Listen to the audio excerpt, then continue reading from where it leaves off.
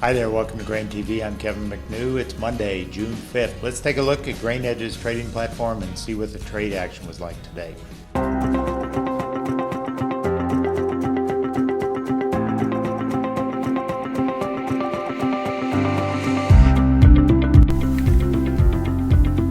Soybeans came into the morning break holding an 8-cent advance after weeks of intense selling. The opening bell saw only limited follow-through, and the market quickly gave up the overnight gains. Going into the end of the session, grains were unable to extend the daily range. A late session wave of selling knocked beans and corn down to the day's midpoint.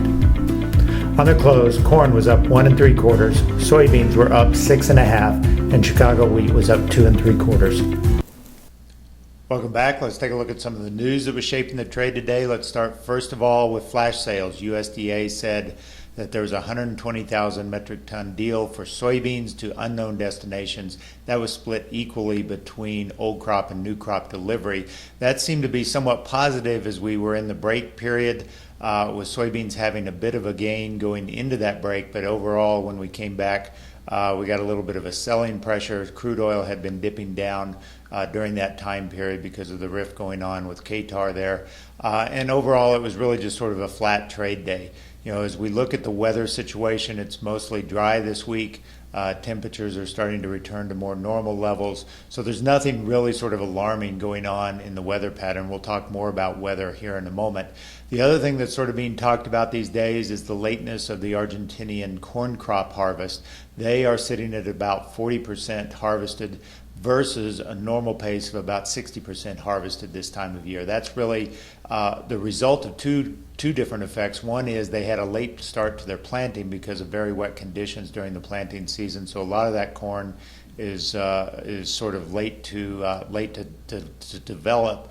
And then secondly, we've had quite a bit of rain going on during their harvest period for the crop that is ready to harvest. So when you look at the situation, people down there are saying that it's really pushing the window of harvest quite a bit out into the late part of summer. And what that means is not very good news, because it sets the stage for Brazil and Argentina and the U.S. to sort of go head to head in the export market in the late summer, probably late July, early August window. And so that certainly could spell some problems if we see Argentinians' corn crop really start to hit the market hard heading into that time period. The other thing going on, traders are looking for corn ratings to improve in the USDA crop progress report. Last week, you will recall, we were at 65% good to excellent, and this week traders are looking for 67% good to excellent. That'll be out here in a few hours. Let's take a look at weather and what the meteorologists are thinking for the coming growing season. Overall, the meteorologists we follow at Planalytics don't see any sort of significant drought on the horizon. Yes, there's the dryness in the northern plains right now.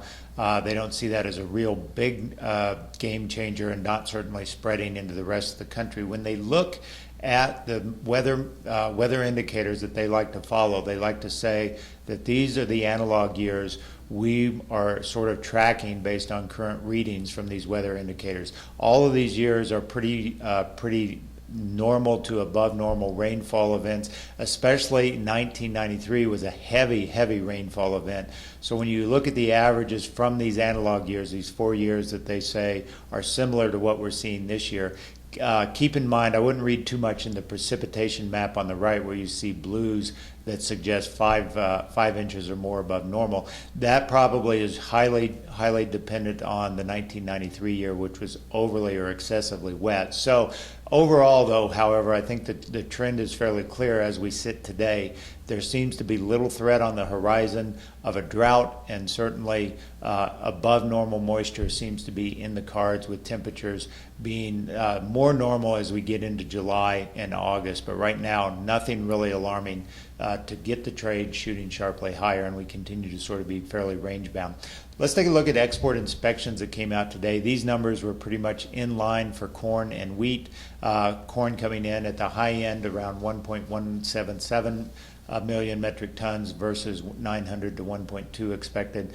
Beans were a little light, coming in below 300 at 277, and wheat continuing to get the steady Eddie award, coming in right in the middle between 425 and 625. So yet again, we see nothing really spectacular on the export situation, although the numbers in the case of wheat are fairly good.